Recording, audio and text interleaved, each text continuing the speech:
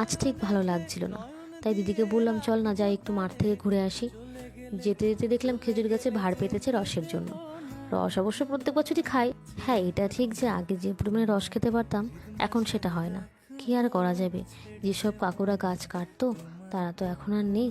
এখন যে কাকুটা আছে তিনি যে পরিমাণে গাছ কাটে তাতে কি আর সেই পরিমাণে রস হয়?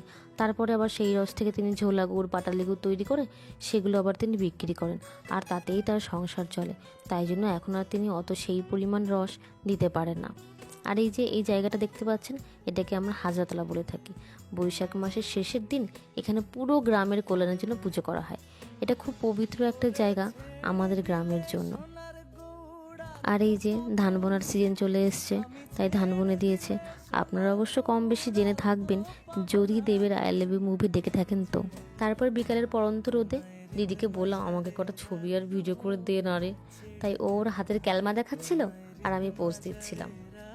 আসলে এইসবের মধ্যেই না আমি আসল শান্তিটা খুঁজে পাই। খুব রিল্যাক্স লাগে নিজেকে, কত চিন্তামুক্ত হয়ে যায়।